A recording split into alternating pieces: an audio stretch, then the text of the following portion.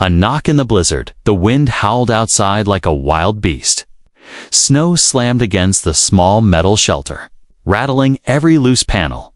Inside, a human man named Ray sat by a crackling heat lamp. Sipping recycled tea, he lived alone on this cold colony planet by choice, not by accident. After years of war and betrayal, he had no interest in crowds, just silence, peace, and survival. The storm had raged for 2 days straight. Even the toughest animals had gone silent. So when Ray heard a knock at his door, he froze. No one ever came this far out not during a blizzard. He grabbed his rifle, quietly moved to the door, and waited. Another knock came weak, slow, like someone barely standing. He opened the door just a little. What he saw made his breath catch. A female alien stood there, barely clothed, shaking violently. Snow clung to her skin like frostbite, and her eyes were dull. In her arms, she held a child, limp and nearly blue. The child's feet were bare, purple from cold, unmoving. "Please," the woman whispered in broken English. "Just hot meal." For her legs gave out, and she collapsed, holding the child close even as she hit the ground. Ray didn't think he'd drop the rifle and rushed to them. He scooped the girl into his arms, then lifted the mother. Both were freezing cold, their skin like ice. He slammed the door shut behind them, sealing the storm out. He wrapped the child in thick blankets, placing her near the heat lamp. Her toes were purple and swollen, but still soft. There was hope. He turned to the mother next, laying her gently. On the floor, she stirred weakly, whispering something in her own tongue. His translator struggled, but managed to catch a broken phrase. "I'll be yours. Tonight?" If she lives. Ray stared at her, confused and shaken. Was this some kind of trade? No, he didn't care about that. He just wanted to save them both. He took off her wet clothes and wrapped her in another blanket, then added more fuel to the heater. The room slowly grew warmer, but the fear in his chest didn't fade. The child coughed a tiny sound, but a miracle in that moment. Her eyes opened slightly, red and tired. Ray held a small spoon of warm broth to her lips. She sipped, weakly, trembling but alive. He sighed in relief, the kind that shakes your whole body.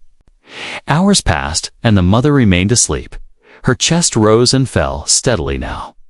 Though her face still looked pale, Ray sat close, watching both of them. The storm outside didn't matter anymore.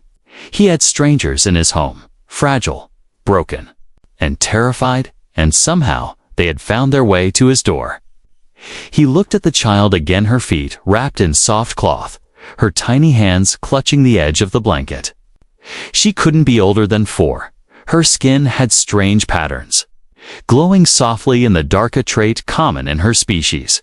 He had seen their kind before, but only in slave markets or refugee camps. Never like this, never so helpless and desperate. The mother stirred again, slowly opening her eyes. She tried to sit up, but groaned in pain. Ray leaned over quickly and held her down gently. "Easy," he said. "You're safe here." Her eyes searched his face, confused and unsure. Then she looked past him to her daughter, warm and breathing. Tears filled her eyes, and her lips trembled. She whispered again, "Thank you." "Human," he nodded. "You're welcome, for a while." No one spoke, only the wind howled outside. Like a beast that had been locked out, Ray didn't know what tomorrow would bring. But for tonight, he would give them what they needed: safety, warmth, and a chance. He didn't ask where they came from, or what they were running from. Not yet. Right now. All that mattered was the child's soft breathing, and the fragile grip of the mother's hand on his wrist. The language of suffering. Ray woke up with a start, his back aching from sleeping on the floor near the heater. The soft hum of the generator filled the air, and the smell of broth still lingered in the shelter. He turned his head and saw the child sleeping peacefully, wrapped tightly in thick blankets. Her breathing was calm now, her skin no longer purple. Ray allowed himself a small breath of relief. The alien mother was awake too. Sitting quietly against the wall, she held the warm cup of tea he had made earlier but hadn't drunk. Yet her eyes stayed fixed on her daughter, full of pain, love, and exhaustion. Ray approached slowly and knelt beside her. "How do you feel?" he asked gently. She looked at him with tired eyes and whispered, "Alive." Then she added, "Because of you." Ray shrugged. Anyone would have helped. Her gaze hardened a little. "No, they wouldn't," she said. "Not where we came from." She finally took a sip of the tea, wincing as it burned her dry lips. Ray waited, giving her time. When she spoke again, her voice was soft. "We escaped from a place where aliens are bought and traded, a mining colony," she continued. "The machines broke, the guards fled. They left us behind." Ray clenched his fists slowly. He had heard of those camps, illegal, hidden in deep zones, alien slaves forced to dig rare minerals until they died. Most people pretended those places didn't exist. But Ray had seen too much war to pretend. "She's only 4, the mother said, pointing to the child. They made her stand beside the fire pits to warm older workers. Ray's heart sank. "She hasn't spoken since we escaped," she said. "Until last night, I heard her voice." She smiled faintly. "That means she's healing." Ray nodded slowly. The woman held out her hand then, pressing her fingers to her chest. "My name is Kari." He accepted her hand carefully. "Ray," he replied. They sat in silence for a while. Ray noticed how Kari never took more than a sip. Always glancing to see if her daughter needed something first, she had the scars of someone who had suffered in silence for too long. Not just on her skin, but in her eyes. Kari finally looked around the shelter. "It's small," she said, "but safe." Ray smiled a little. "Yeah, it's not much, but it keeps the storm out." Kari nodded, her fingers tightening around the cup. She looked down and whispered, "How much longer can we stay?"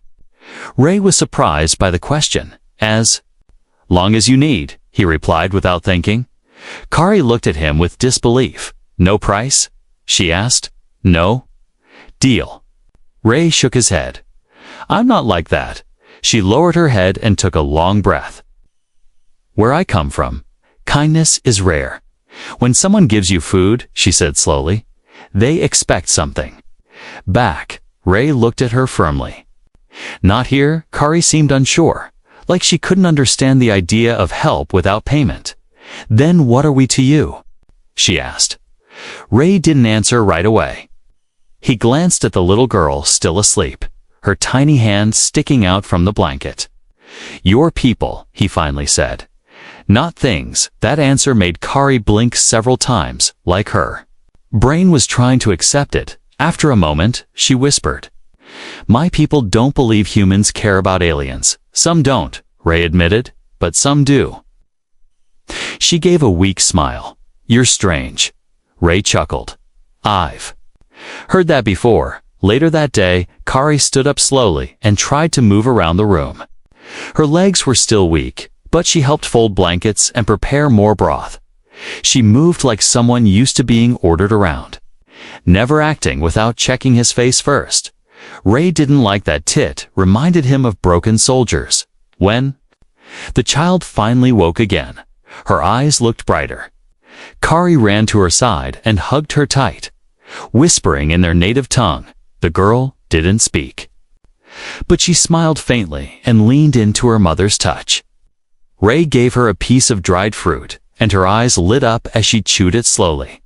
For the first time, Ray saw something he hadn't seen before: hope. As night fell, Kari sat beside the heater with her daughter asleep in her arms.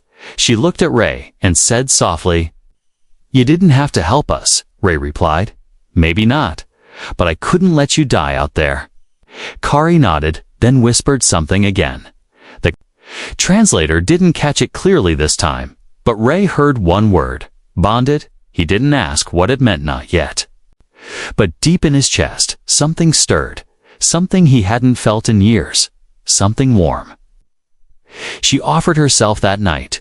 The storm still whispered against the shelter's walls. The heater hummed low, casting a soft orange glow across the floor. Ray sat near his workbench, cleaning the old pulse rifle he had used long ago. His hands moved slowly, carefully, more out of habit than purpose, across the room. Kari laid her daughter gently on a pile of soft blankets. The little girl was breathing better now, her color returning. She had eaten warm food and fallen asleep in her mother's arms, safe for the first time in days. Kari stood in silence. For a while, just staring at her child. Then, without a word, she turned and walked toward Ray. Her steps were slow, unsure, and her body still looked weak from frostbite. But there was something strange in her eyes, something heavy. Ray looked up from the rifle, surprised by her approach. She stopped just a few steps from him and gently lowered the outer cloth covering her body.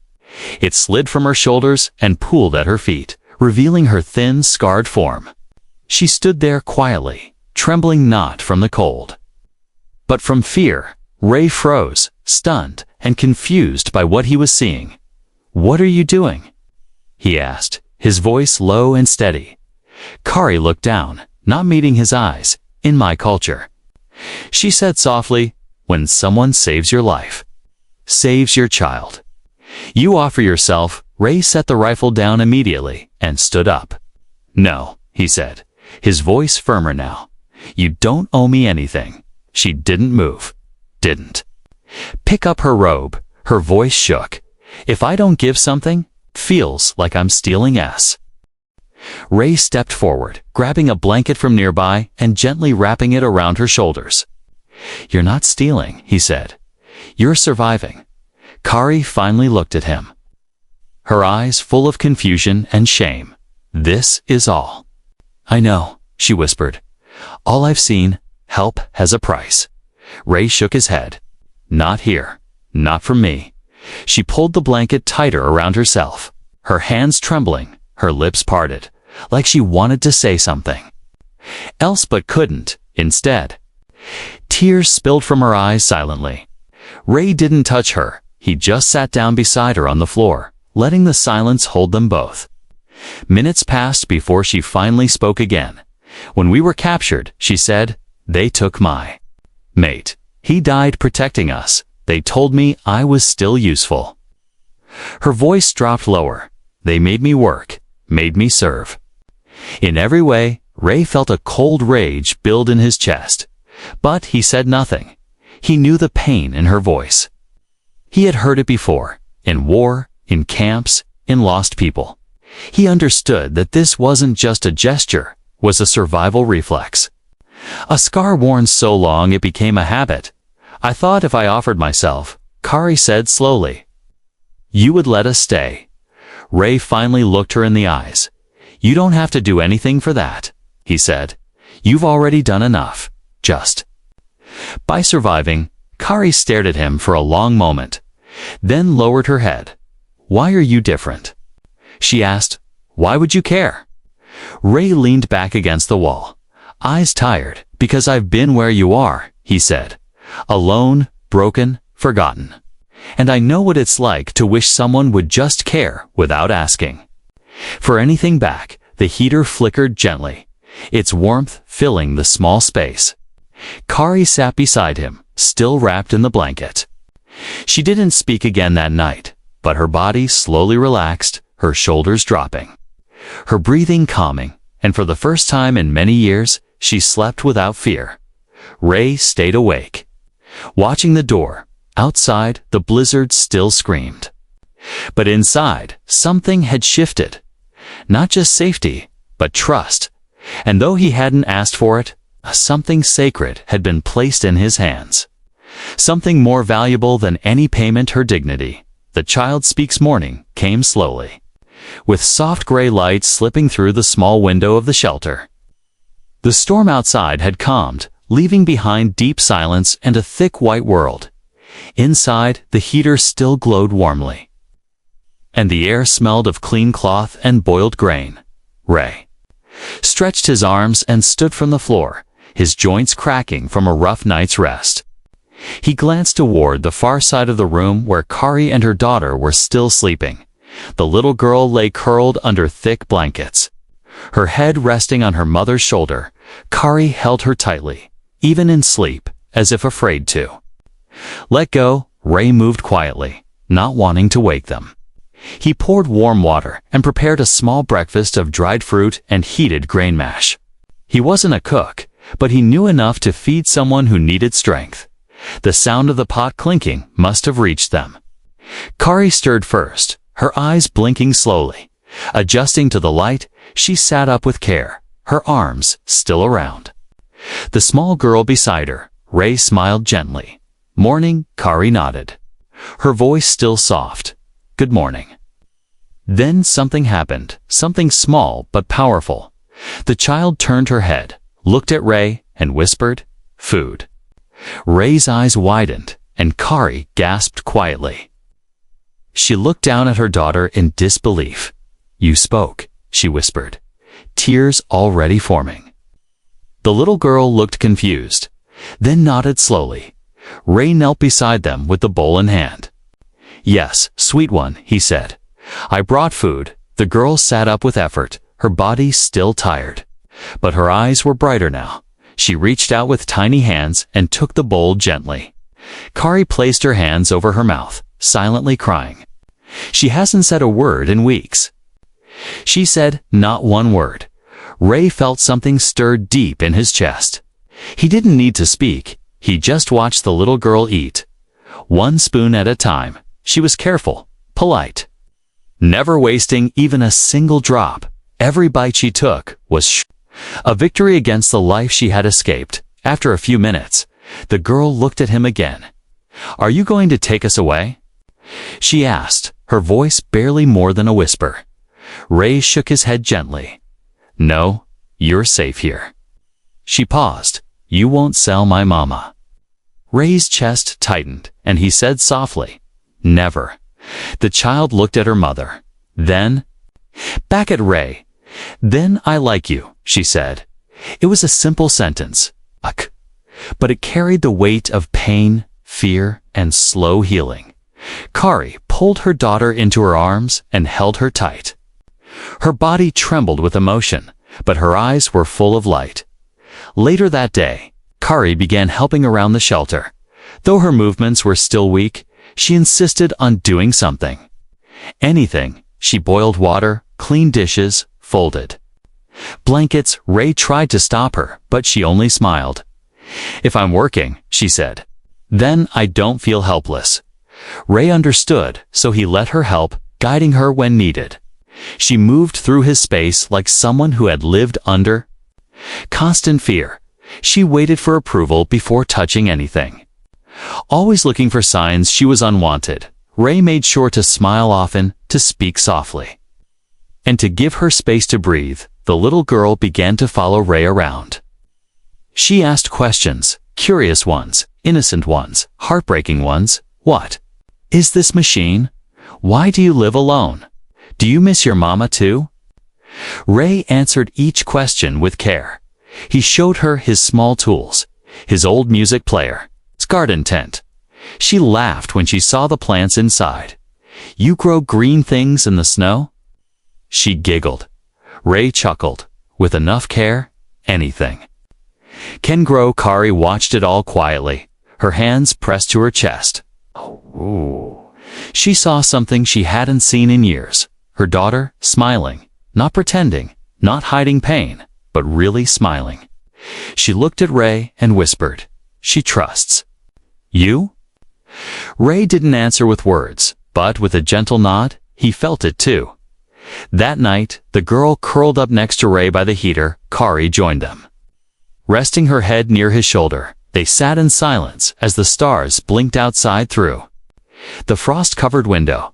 The child whispered again, "You feel like warm." Ray looked down, surprised. Kari smiled faintly. "She means home, and for the first time." Ray believed it might be true, not just for them, but for him too. Something broken inside all three of them had started to heal, not with big words or promises, but with warmth, kindness, and a shared silence that spoke louder than anything else. The fire outside the days passed slowly, quietly, like snow falling without a sound. Ray's shelter, once filled with silence and tools, now held soft voices, warm meals, and the laughter of a child. Kari had begun to walk better, her frostbitten skin healing with care. Her daughter, whose name was C, no longer whispered. In fear, she spoke freely now. Ray taught her to count, to name colors, and even how to stir soup without spilling. But peace never lasts forever, not out here. Not on this forgotten part of the galaxy. One night, just after the sun dipped below the icy hills, Ray saw it, a flicker of orange on the horizon.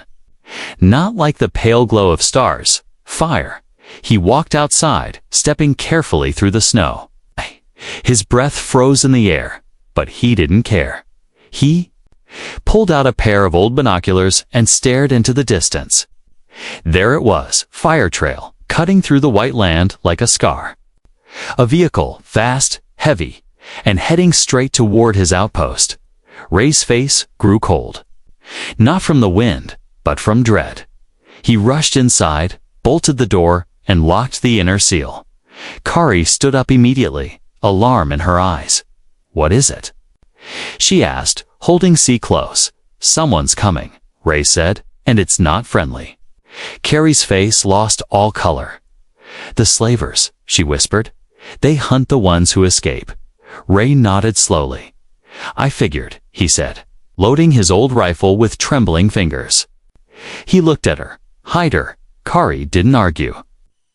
She pulled up the floor panel Ray had shown her days ago. It led to a crawl space beneath the shelter, a small space used for tools and heating pipes. Kari gently slid her daughter inside, wrapped her in blankets, and kissed her forehead. "Be quiet, little light," she whispered. "No matter what you hear." C nodded, eyes wide with fear, but trusting her mother completely. Ray handed Kari a small stun baton. "Stay behind."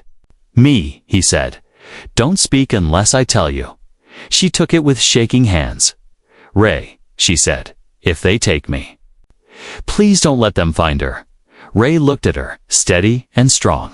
"They won't take anyone," he said. The door shook violently just minutes later. A heavy fist pounded against the metal. "This outpost is under check." A deep voice called out, "Open the door, citizen." Ray stayed silent, watching the door with the rifle aimed steady. He pressed a button beside him and switched the speaker on. "This is private land," he said. "Move on. We're looking for 2 fugitives." The voice replied, "They belong to us."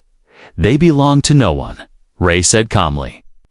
Inside, Kari's breath caught in her throat. She crouched low behind a crate, barely breathing. There was silence for a moment, then the sound of tools against metal. "They're trying to cut through," Ray muttered. He handed Kari a second energy clip for the rifle. "If they come in, stay low, and only strike if I fall." The door burst open with a sharp hiss. 3 armored figures stepped inside, armed, masked, and ready for violence. The first one spoke. "Give us the female and the child, human, and you walk away alive." Ray didn't wait. He fired first straight into the speaker's chest. The blast sent the slaver flying back into the snow. The other 2 charged forward, but Ray was faster. He ducked, rolled, and fired again, striking the second in the leg. Kari leaped up and jammed the stun baton into the last one's side. The alien convulsed and dropped his weapon. Ray's chest heaved, smoke rising from his rifle barrel. The attackers lay sprawled on the ground, groaning or unconscious. Kari's hands were red from gripping the baton too hard. But her eyes were fierce, alive, no longer the eyes of a prisoner. Ray moved to the door and dragged one of the slavers outside. He checked for signs of more, but saw none, only fire smoke in the distance, fading away. They didn't expect resistance, he said. Kari stood behind him, her arms trembling but her voice calm. You fought for us, she said. Even when they threatened you. Ray looked at her, eyes filled with pain and determination. You're worth fighting for, he replied. C peeked out from the crawlspace a moment later. Mama, she whispered. Kari rushed to her, tears falling freely now. It's okay, she said. We're safe. Ray sat down, finally letting the pain in his arm show he'd taken a hit during the fight. I saw the blood and ran to him, pressing cloth against the wound. Why did you do all this? She asked. You could have let us go. Ray leaned back against the wall and closed his eyes, because no one should have to live in fear, he whispered. Outside, the snow still fell, but the shelter remained standing. Inside, warmth returned not just from the heater, but from something stronger. Trust, courage, and a bond that no slaver could break. A fight worth bleeding for blood ran down Ray's arms slowly. Soaking into the fabric of his worn jacket, the pain throbbed with each heartbeat, but he stayed still. Kari pressed a clean cloth against the wound, her hand steady despite the fear in her eyes. You need proper medicine, she said softly. Ray gave a tired smile. I've had worse. The little girl, C, sat nearby, holding Ray's hand like it was the only thing anchoring her to this world. She didn't speak, but her eyes followed every movement. Ray squeezed her hand gently.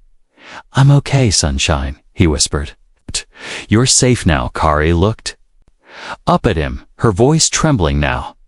You fought them, she said. Even when they came with weapons, Ray nodded. They were cowards, using armor and fear. But they made one mistake, he added. They came to my home. Kari dipped the cloth in warm water and began to clean the wound again. You didn't have to do this, she whispered. You could have let them take us. Ray turned his head slowly. Meeting her eyes, I couldn't do that, he said. Not after seeing your daughter smile. The heater hissed quietly beside them, the only sound besides C's soft breathing. Ray leaned back against the wall and closed his eyes for a moment. Memories flickered behind his lids of battles, betrayal, and comrades lost, but those memories were fading now, replaced by the image of Kari's brave eyes, and the way C had laughed when she saw a green tomato growing in the garden tent. Kari tied the bandage tight, her fingers brushing against Ray's skin. You are not like other humans I've met, she said. Ray opened one eye, smiling faintly. Most humans don't live out here, he joked. We're a special kind. Kari sat beside him, her back to the wall, her face turned toward the ceiling. Where we come from, she said. Kindness is always a trap. Every warm word, every hand extended, always led to pain. Ray didn't reply at first, just watched her in silence. Do you think it's possible, she asked, for someone to truly care without wanting something in return? Ray let the question hang in the air. Then he said, I didn't plan to care. But when I opened that door and saw your daughter's feet turning purple in the snow. He paused, breathing in deeply. My heart made the choice for me. Kari stared at him, quiet and wide-eyed. Her hands slowly reached for his, and for a moment, they simply held each other. No promises were made, no future spoken of, but in that stillness, something shifted, something deeper than words. Suddenly, a soft beep echoed from the corner of the room. Ray turned sharply, pain forgotten. His old colony alarm system had triggered motion near the perimeter. Kari stood up quickly, ready to protect her child again, but Ray raised a hand, calm and controlled. Wait here, he said. He limped to the corner and checked the monitor. Screen, a lone figure moved through the snow, a wounded slaver dragging one leg. He was heading away, not toward the shelter. Ray narrowed his eyes. Looks like one survived, he muttered. Kari's voice was calm but sharp. Will he come back with more? Ray didn't answer right away. He knew what would happen. Slavers rarely forgot defiance. They would come back, not with 3, but with 20. He looked at Kari and then at C, now curled in sleep. "We can't stay here," he said finally. "They'll return with a force I can't stop alone." Kari nodded slowly, already understanding. "Then we leave," she said. Ray looked around his shelter, his tools. His chair, the old heater he built by hand, but when he looked at Kari and her daughter, he knew what mattered more. "I'll take you to the hidden range," he said. "There's a cave system there with old supply caches. It's warm and deep underground." Kari walked over and placed a hand on his cheek. "We'll follow you," she said. "Wherever you go." Ray felt something rise in his chest, a mix of duty, hope, and something even softer. Not love, not yet, but the roots of something real. He began packing gear, wrapping food in cloth and recharging his weapon. Kari gathered blankets, stitched C's shoes tighter, and found every scrap of warmth they had. They worked silently, like a team, like a family. By dawn, they were ready. Ray carried the bag on his back. Kari held her daughter close. And as they stepped into the snow-covered world, leaving behind the shelter that had protected and changed them, Ray whispered softly under his breath, "Some fights are worth bleeding for." And for the first time in years, his steps felt light because he wasn't walking alone. A home with his name. The snow crunched under their boots as the small group made their way through the frozen valley. Ray led the path with a scanner in hand. Kari followed closely with C bundled tight in her arms. The cold bit at their faces, but none of them spoke of turning back. They had already left behind the old shelter, and with it, a past filled with fear and waiting. Now, every step forward felt like a step toward something new, something that might finally be theirs. After hours of quiet travel, they reached the edge of the mountain range. Ray pointed to a rock face ahead, mostly covered by snow and ice. "There," he said. "That's the entrance." Kari looked at it with tired eyes. "It just looks like stone." Ray grinned. "Exactly." He pressed a series of commands into a worn wrist device. A small section of the rock slid aside with a soft, grinding sound, revealing a narrow tunnel beyond. They stepped inside quickly. The air instantly warmer than the world they had left behind. The tunnel led to a large, natural cave where Ray had once stored supplies long ago, before he gave up on the idea of company. Now he dusted off the space and lit the heaters. Kari spread blankets and gently placed C down to sleep. They moved like they had done this before, not as strangers, but as something closer. Each one knew what the other needed without speaking. Ray boiled water while Kari unpacked food. Soon, the cave filled with soft light, the smell of warm broth, and the sound of breathing that wasn't afraid. After the meal, they sat beside the heater, the fire dancing on their faces. Kari leaned against Ray's side, not with fear, but with quiet peace. "Do you think they'll follow us?" she asked. Ray shook his head. "Not here. I used this place during the old wars. It's deep off-grid." She closed her eyes. "Then maybe we can breathe again." Ray turned his head to look at her. Her face soft in the glow. Her injuries had healed well, but the scars remained on her skin and in her soul. He gently reached out and took her hand. "You've been strong for too long," he said. "You don't have to carry everything alone anymore." Kari squeezed his hand, then pulled something from her pouch. It was a strip of soft cloth, bright in color, decorated with small markings. She tied it gently around her wrist, then looked up at Ray. "In my culture," she said quietly, "this means I've chosen a mate." Ray blinked, surprised. "You don't have to do that," he said. "Oh, I didn't help you for this." Kari smiled, her eyes steady. "I know," she said. "That's why I want to. Not because you saved me," she added, "but because you respected me when no one else did." She held out the same cloth, now marked with a second pattern. "This one is for you. You accept." Ray took the cloth slowly, his rough hands brushing hers. He didn't say anything at first, just stared at the small design. It wasn't flashy, it wasn't a symbol of ownership. It was a bond, simple, quiet, and real. He tied it around his wrist and looked at her with a soft smile. "I accept," he said, gladly, from the corner. C stirred and sat up sleepily. She looked at both of them and rubbed her eyes. "Are we a family now?" she asked in a tiny voice. Kari turned to her daughter and nodded, tears forming in her eyes. "Yes, my light," she whispered. "We are." Ray leaned down and picked C up.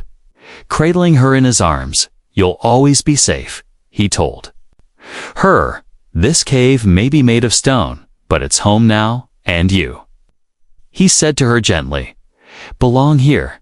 The days that followed were quiet, but full of life. Ray repaired the inner systems of the cave, turning it into a proper shelter. Kari helped him plant food in portable grow pods, teaching C how to water and tend to sprouts. They cooked meals together, shared stories, and slowly healed in each other's warmth. One afternoon, C found a small flat rock near the entrance. She took a tool and scratched something into it, her little hands working carefully when Ray came to see what she had written. He smiled deeply in shaky but proud letters. It read, "Our home, Ray Kari." And C. Kari stood beside him, her hand in his. "I don't have a surname," she said softly.